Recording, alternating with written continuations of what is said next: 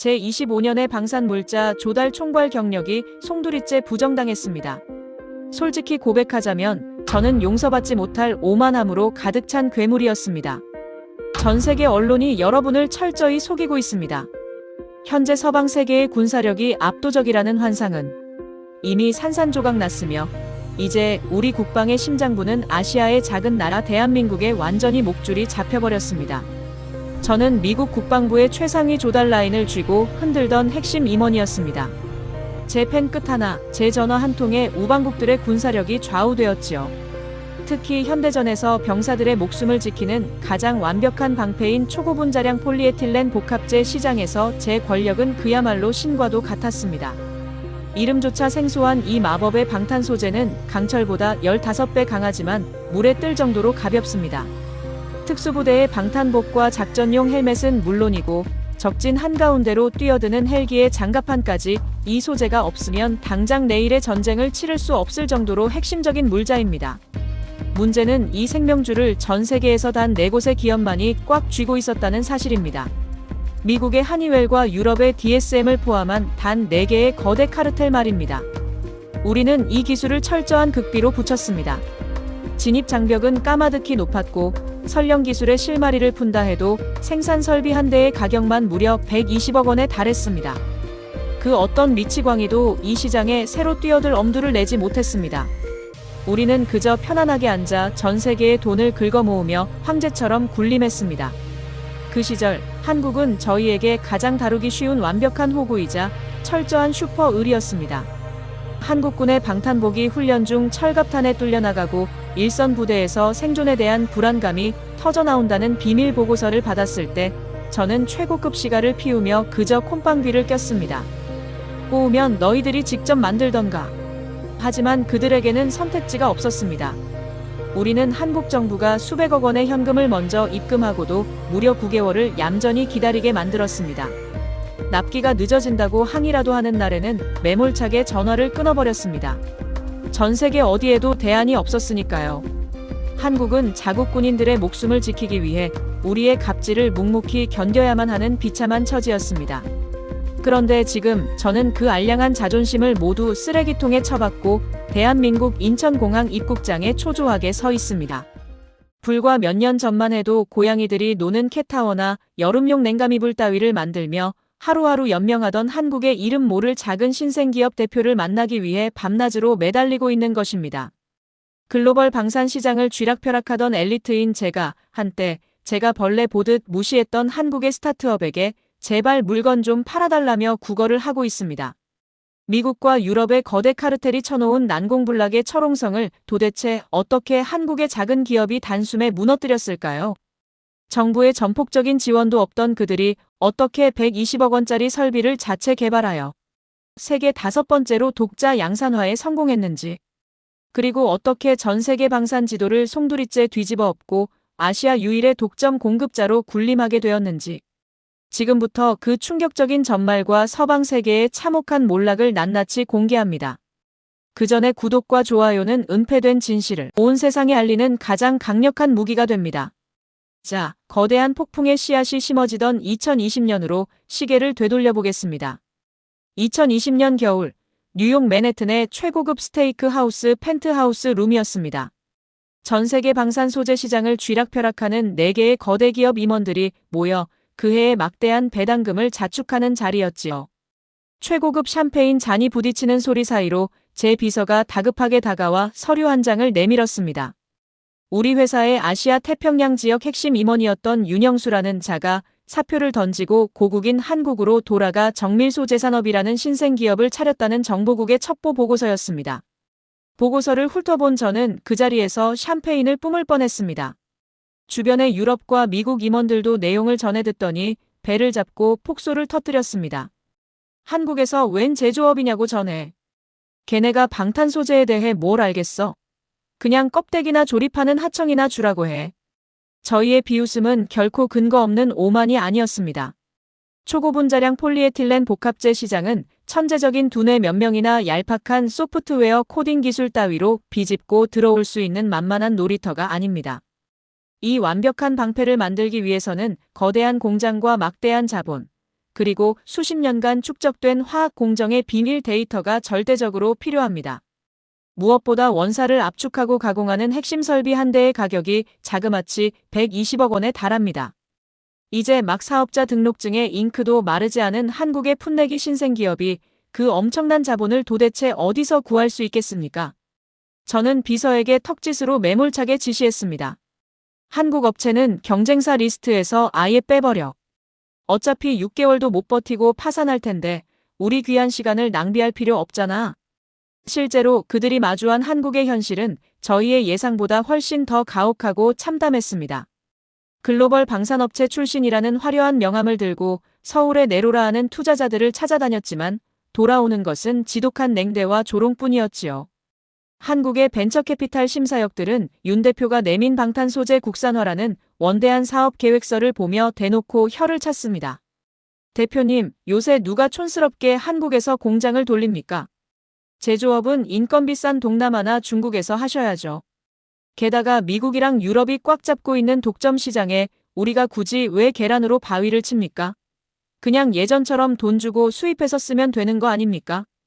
그들은 눈앞의 푼돈에만 혈안이 되어 국가 안보의 가장 중요한 뼈대가 남의 손에 넘어간 사실조차 인지하지 못하는 근시안적인 바보들이었습니다. 투자자들의 회의실 문은 마치 강남역 출근길 지하철 문이 닫히듯 매몰차게 굳게 닫혀버렸습니다. 120억 원은커녕 당장 작은 공장을 빌릴 보증금조차 구하기 힘든 처절한 고립무원의 상태. 그것이 대한민국이라는 나라가 스스로의 안보를 개척하려는 선구자를 대하는 끔찍한 방식이었습니다. 그 소식을 전해 들은 저는 한술 더 떠서 한국을 완벽하게 굴복시킬 비열한 장난을 쳤습니다. 한국 국방부가 1년 전에 수백억 원의 선입금을 꽂아 넣고 목 빠지게 기다리던 방탄 헬멧용 복합제의 납기를 일방적으로 3개월 더 연장해버린 것입니다. 명분은 그럴싸한 글로벌 물류 난조였지만 실상은 그저 저의 막강한 권력을 과시하기 위한 횡포였습니다. 한국의 방위사업청 관료들이 밤낮 없이 제게 전화를 걸어와 애원했습니다. 제발 부탁드립니다. 일선 부대에서 철갑탄에 뚫리는 낡은 방탄복을 입고 작전을 나가야 하는 끔찍한 상황입니다. 선입금까지 다 드렸는데 이렇게 일방적으로 미루시면 우리는 어떡합니까?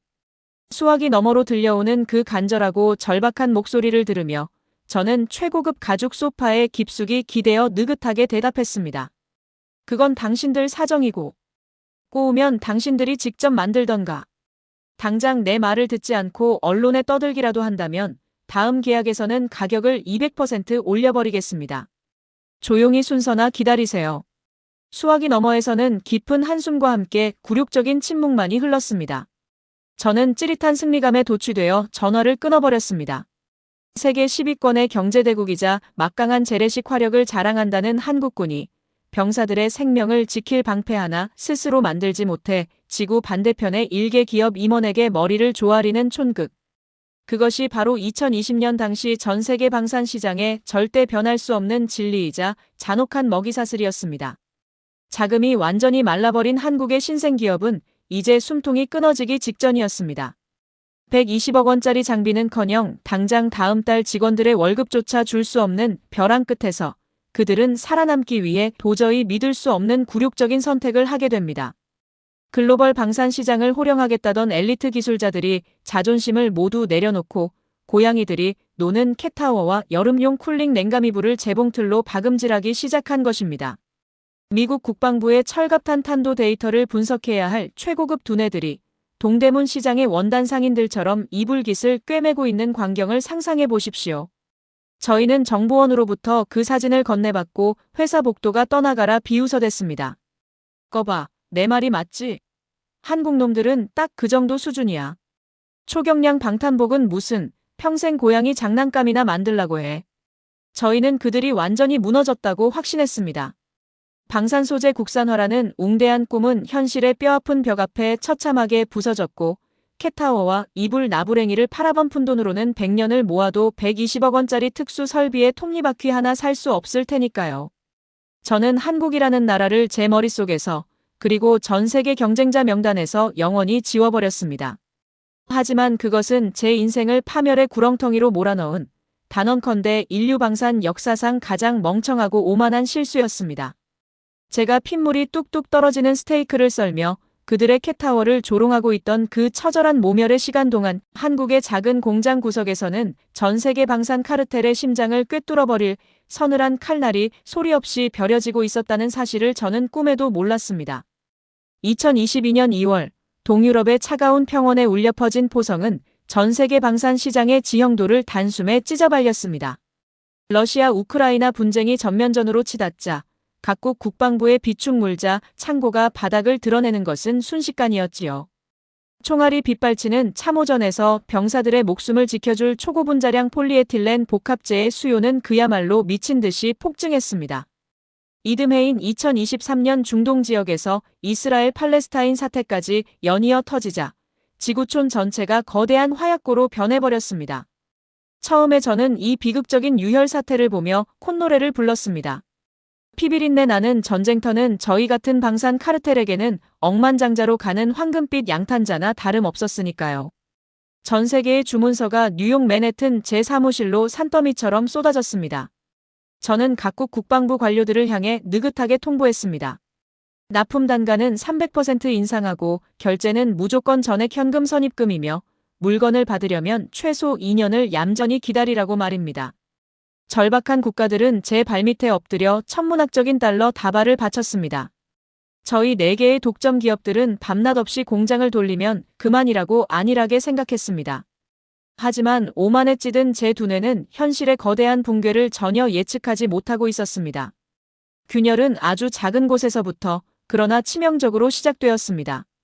전쟁 발발 6개월 차에 접어든 어느 날 오후 제 수석 비서관이 사색이 된 얼굴로 집무실 문을 벌컥 열고 뛰어들어왔습니다. 부사장님, 큰일 났습니다. 유럽 쪽 제2공장의 메인 압출기 라인이 멈췄습니다. 240시간 연속 가동을 버티지 못하고 핵심 부품이 타버렸습니다. 저는 귀찮은 듯 손사래를 쳤습니다. 부품 갈아 끼우면 될 거 아니야. 호들갑 떨지 마.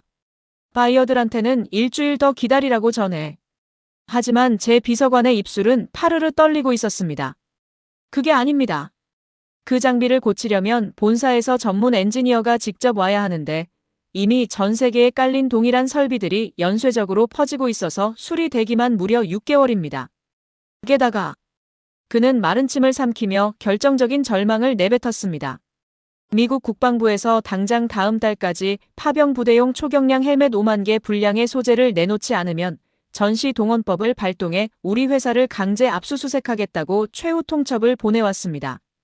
우리는 지금 벼랑 끝에 섰습니다. 저는 자리에서 벌떡 일어났습니다. 마시던 커피 잔이 바닥으로 떨어져 박살났습니다. 거대한 카르텔의 시스템은 서서히 무너진 것이 아니었습니다. 단 하나의 톱니바퀴가 어긋난 직후 불과 48시간 만에 공급망 전체가 도미노처럼 즉각적으로 마비되어 버린 것입니다. 마치 폭우가 쏟아지는 금요일 저녁 통신사 기지국 전원이 내려간 도심 한복판처럼 전 세계 방산 조달망은 통제 불능의 암흑 속으로 처박혔습니다. 숫자는 잔혹하게 저희의 숨통을 조여왔습니다. 신규 계약 가동률은 단 이틀 만에 0%로 곤두박질 쳤고 위약금과 손실액은 순식간에 1조 원을 돌파했습니다. 유럽에 있는 나머지 두 곳의 경쟁사 역시 상황은 마찬가지였습니다. 120억 원짜리 초고가 생산 설비들은 돈이 있어도 당장 살 수가 없었고 신규로 주문을 넣어도 기계를 받는 데만 3년이 걸렸습니다.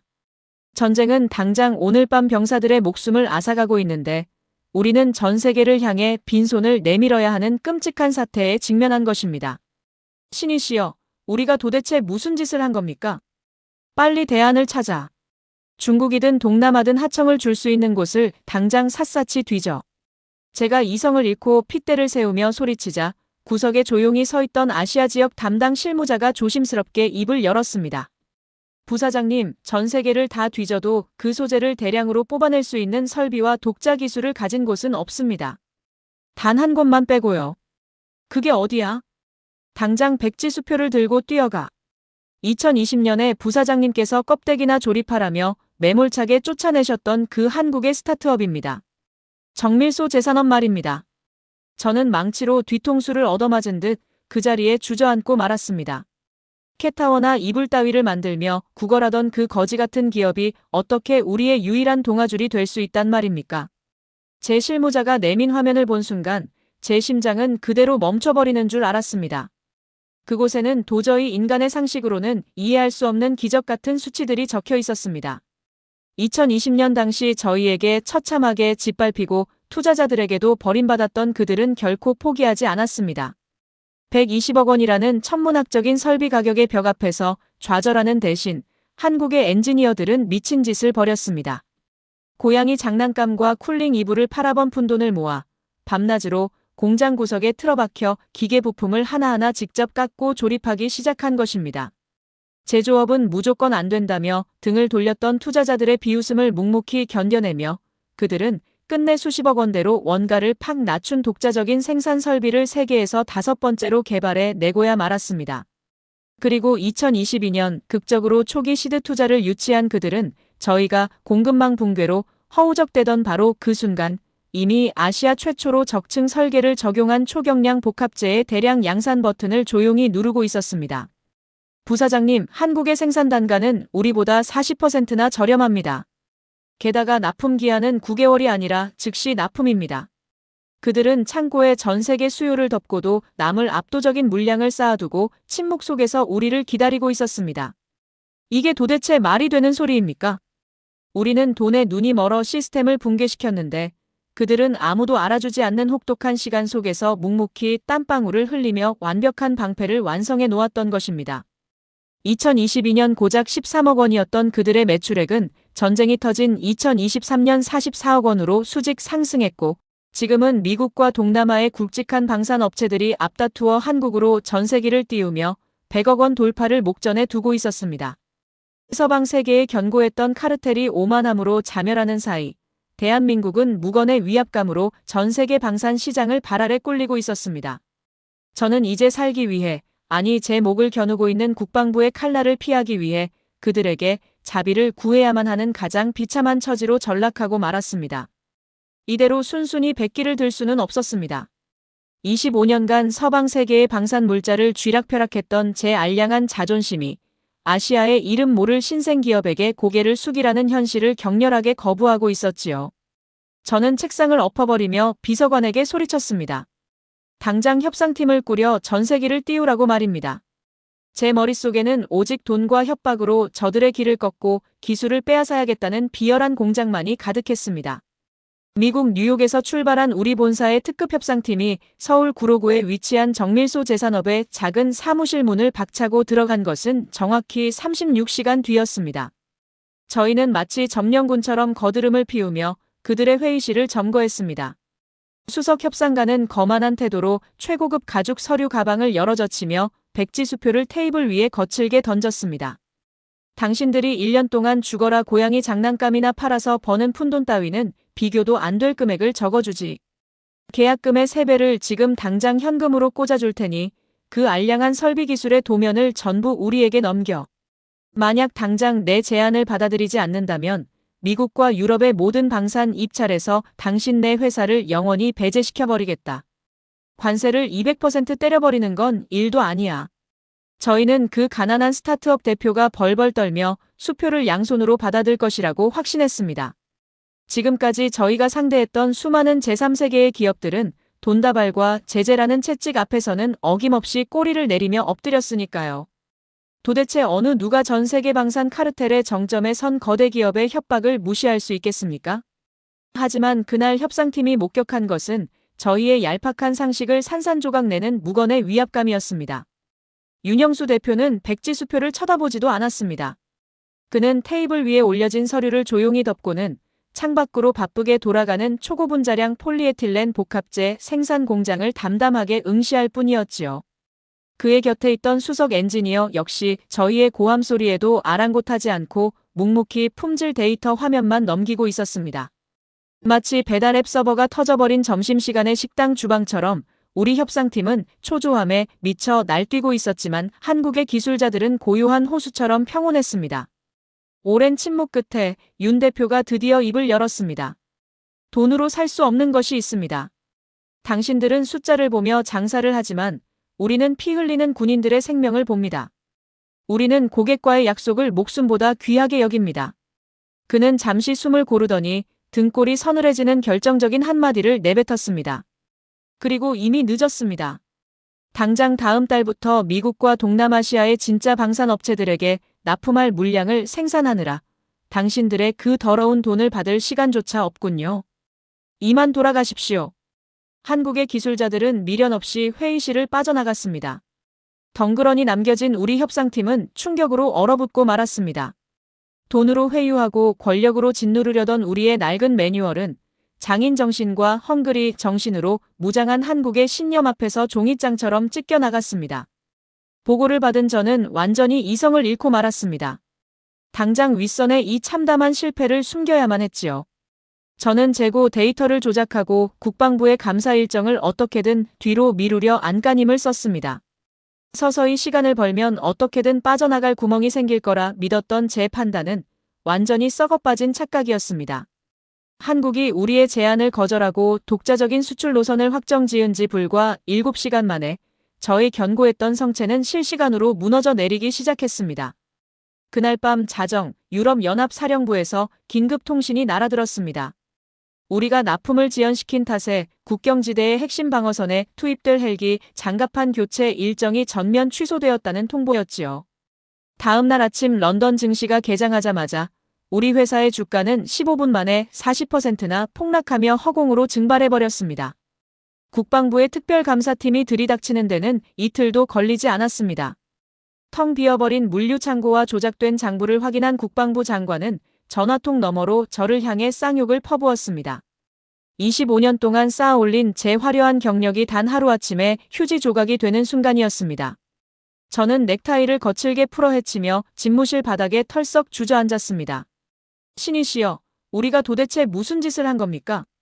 되돌리기엔 너무 늦어버렸습니다. 세상은 완전히 뒤집혔습니다. 기술력을 볼모로 전 세계를 쥐고 흔들던 서방의 거대 카르텔은 모래성처럼 붕괴되었고 캣타워나 만들라며 조롱받던 아시아의 작은 국가가 전 세계 방산 시장의 유일한 구원자로 우뚝 섰습니다. 이제 남은 선택지는 단 하나뿐이었습니다. 비참하게 파산하거나 아니면 무릎을 꿇고 태평양을 건너가 그들의 발끝에 입을 맞추는 것. 저는 떨리는 손으로 인천행 비행기 티켓을 검색하기 시작했습니다. 살아남기 위해서는 그들의 바짓가랑이라도 붙잡아야만 했습니다. 서방 세계의 자랑이던 유럽 제2공장의 초고압 압출기 라인이 멈춰 선 지 정확히 72시간째. 공장 내부는 마치 폭격이라도 맞은 듯 처참했습니다. 120억 원짜리 최첨단 생산 장비는 이제 거대한 고철 덩어리로 전락해버렸습니다. 초고분자량 폴리에틸렌 원사를 지지기고 압축해야 할 메인 스크루가 압력을 견디지 못하고 완전히 두 동강이 나버렸기 때문이지요. 기름때를 뒤집어 쓴 수십 명의 수석 엔지니어들이 고함을 지르며 매달렸지만 기계는 단 한 번의 숨통도 트지 않았습니다. 파손된 핵심 부품을 교체하려 해도 독일에 있는 부품 제조사는 당장 1년치 주문이 밀려 있다며 일방적으로 전화를 끊어버렸습니다.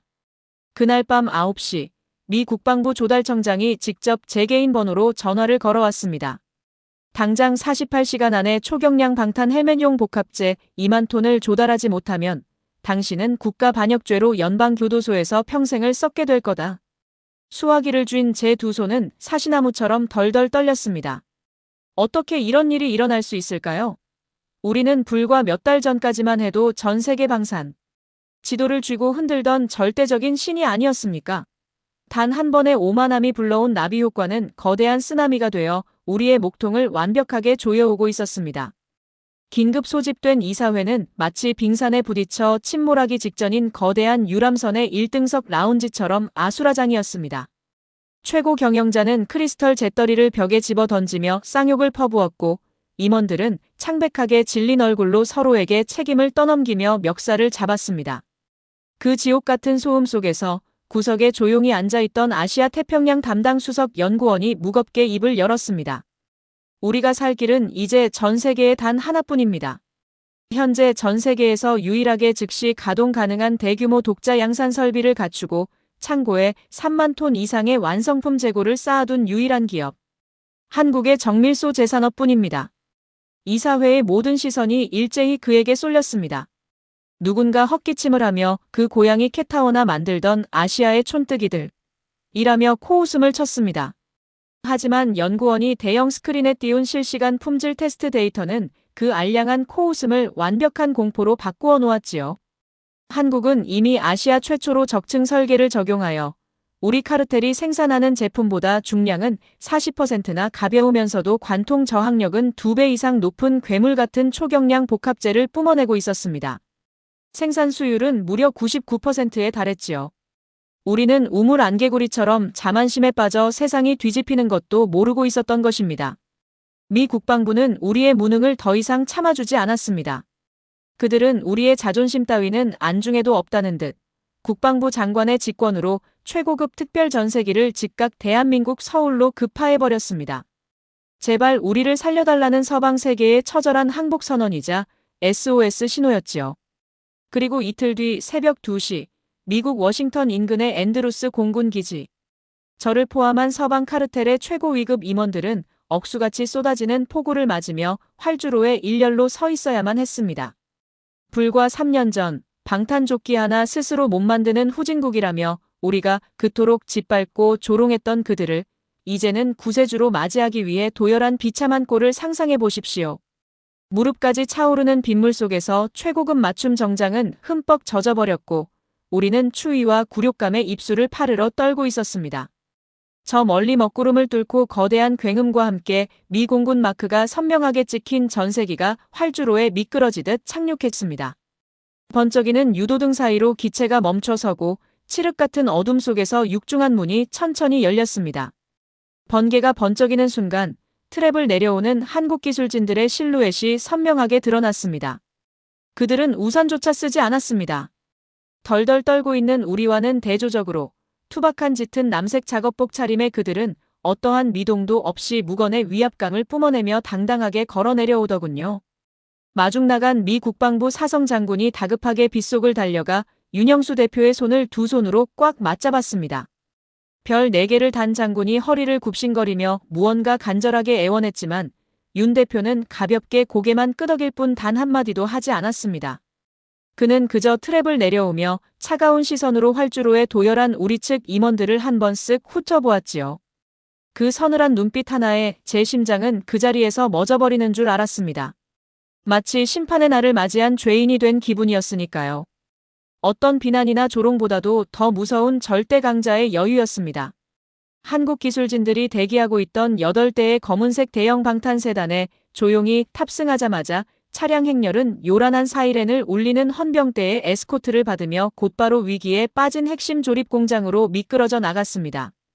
폭우를 뚫고 멀어져가는 붉은색 호미등을 멍하니 바라보며 저는 무릎이 풀려 질퍽한 활주로 바닥에 털썩 주저앉고 말았습니다. 우리가 쳐놓은 40년의 견고한 독점 장벽은 완전히 붕괴되었습니다.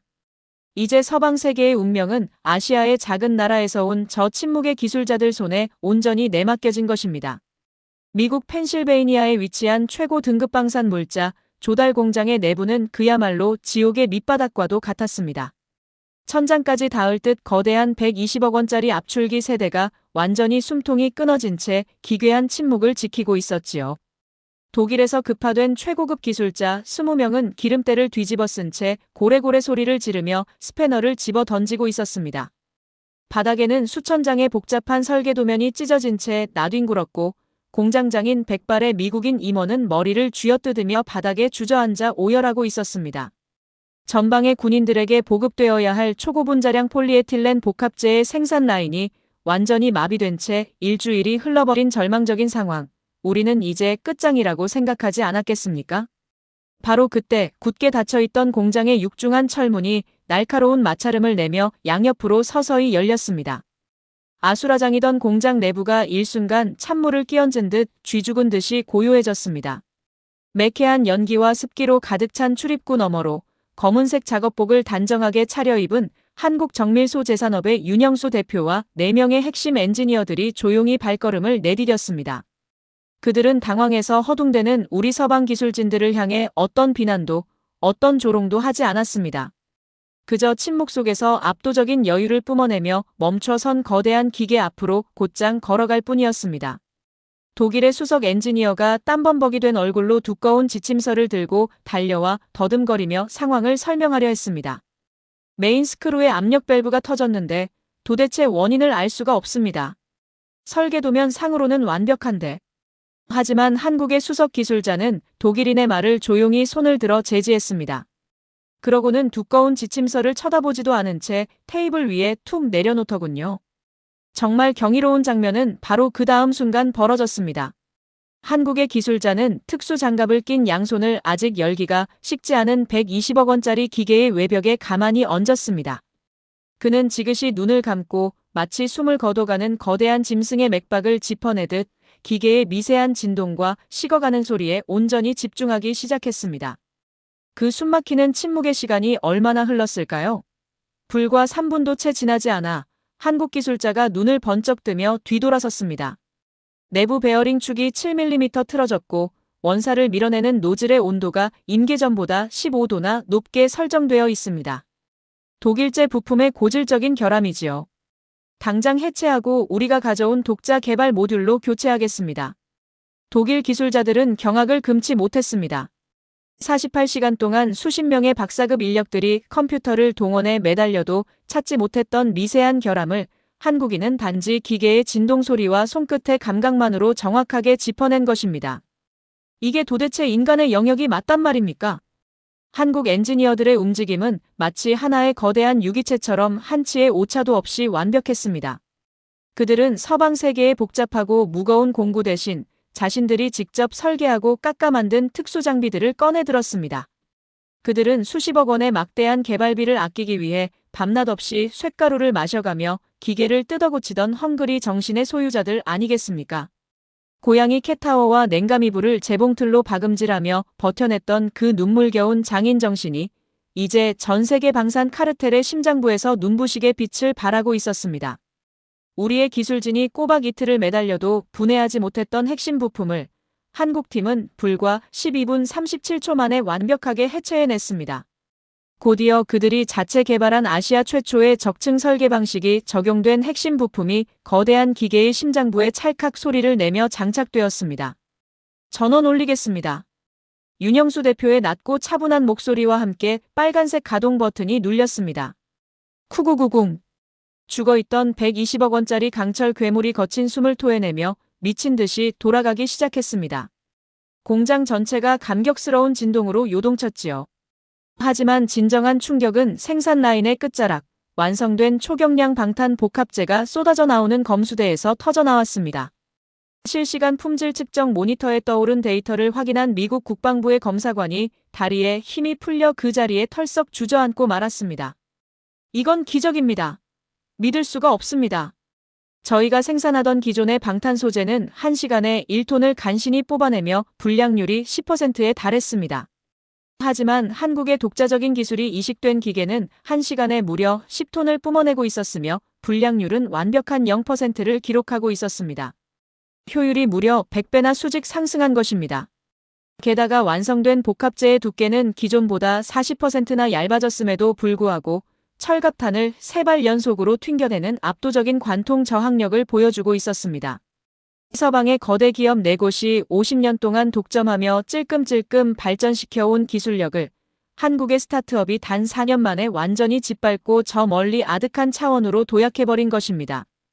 도저히 믿기지 않는 압도적인 기적 앞에서 공장에 있던 수백 명의 서구권 기술자들과 임원들은 일제히 기립하여 박수를 치기 시작했습니다.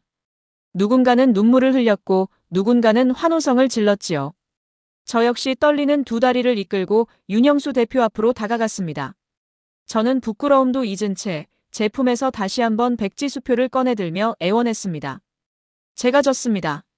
완벽하게 항복하겠습니다. 제발 이 기적 같은 기술의 특허를 우리에게 팔아주십시오. 당신이 원하는 금액의 10배, 아니 100배라도 당장 지불하겠습니다. 하지만 윤영수 대표는 제가 내민 백지수표를 쳐다보지도 않았습니다. 그는 안전모를 고쳤으며 땀방울이 맺힌 얼굴로 저를 지그시 바라보았습니다. 그리고 제 가슴을 산산조각 내는 평생 잊지 못할 한마디를 던졌습니다. 기술은 차가운 기계와 손으로만 하는 것이 아닙니다. 가슴으로, 피 끓는 신념으로 하는 겁니다. 그는 어깨를 돌려 다시 생산 라인 쪽으로 걸음을 옮기며 담담하게 덧붙였습니다. 당신들은 그깟 종이 조각에 적힌 돈의 액수를 보며 세상을 지배하려 하지만 우리는 그 방패 뒤에서 숨쉬고 살아갈 누군가의 귀한 생명을 봅니다. 그것이 당신들과 대한민국의 결정적인 차이입니다. 그 순간 저는 제 자신이 우주에서 가장 작고 초라한 먼지처럼 느껴졌습니다. 25년간 쌓아온 오만방자한 권력과 달러 다발이 단 한 번도 타협하지 않고 묵묵히 걸어온 대한민국 기술자들의 도덕적 우위 앞에서 처참하게 바스러지는 숭고한 순간이었습니다. 워싱턴 국회의사당의 차가운 대리석 바닥 위로 제 구두 발자국 소리가 무겁게 울려 퍼졌습니다. 미 연방 상원 국방위원회의 가혹한 청문회장에 불려나온 제 처지는 그야말로 참담하기 그지없었지요. 제 주변에는 유럽과 미국의 다른 방산 거대 기업 임원들이 창백한 얼굴로 고개를 숙인 채 앉아 있었습니다. 방청석을 가득 채운 수백 명의 기자들이 터뜨리는 카메라 플래시 불빛은 마치 저희의 숨통을 끊으려는 처형장의 섬광과도 같았습니다. 의사봉을 쥔 백발의 상원 의원은 저를 향해 수천 장의 피해 보고서 뭉치를 집어 던지며 핏대를 세우고 소리쳤습니다. 국가 안보를 담보로 당신들 4개의 독점 기업이 벌인 추악한 탐욕의 대가가 무엇인지 보란 말이다. 이 땅의 젊은이들이 전방에서 피를 흘릴 때 당신들은 에어컨이 나오는 펜트하우스에서 배당금 잔치를 벌였지. 한국이라는 완벽한 대안을 짓밟고 은폐하려 했던 당신들의 오만함이 전 세계 동맹국들을 벼랑 끝으로 몰고 갈 뻔했다. 그의 매서운 일갈은 한치의 오차도 없이 정확했습니다.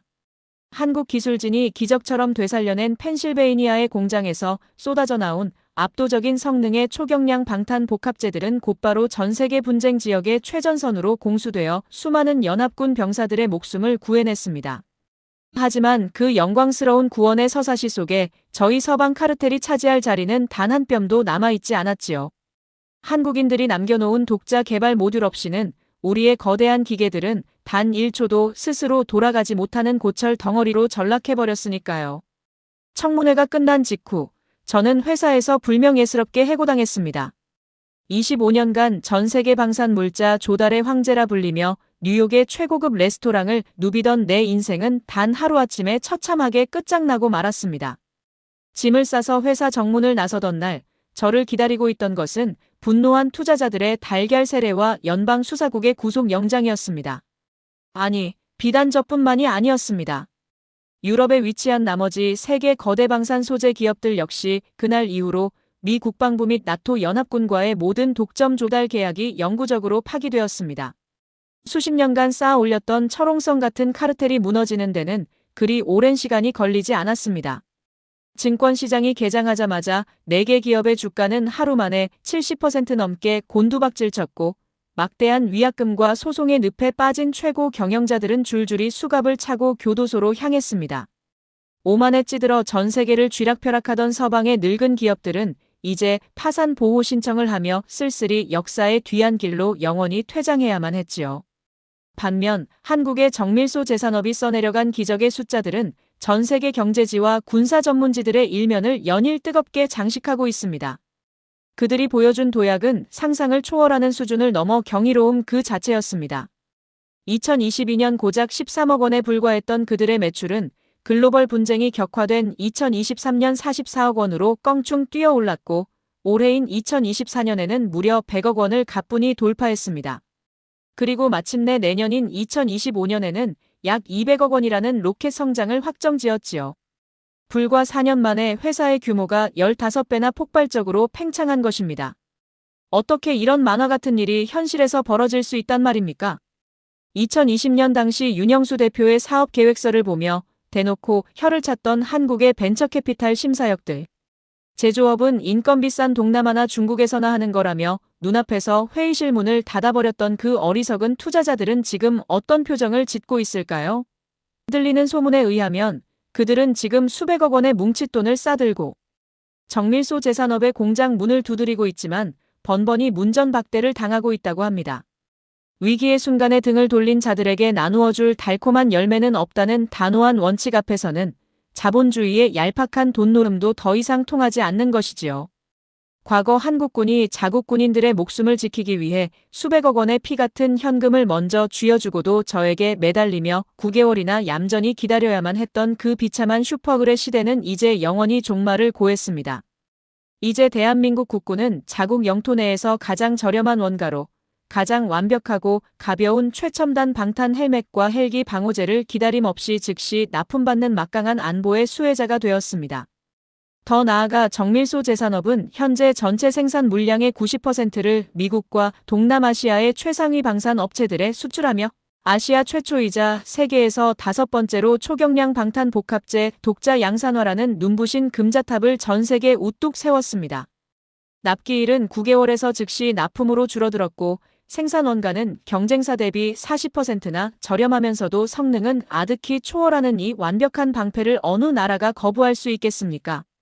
이제 전 세계 굵직한 방산 업체들의 최고 경영자들은 더 이상 뉴욕이나 런던으로 향하지 않습니다. 그들은 최고급 전세기를 타고 오직 한 곳, 대한민국의 인천공항으로 앞다투어 날아가고 있습니다.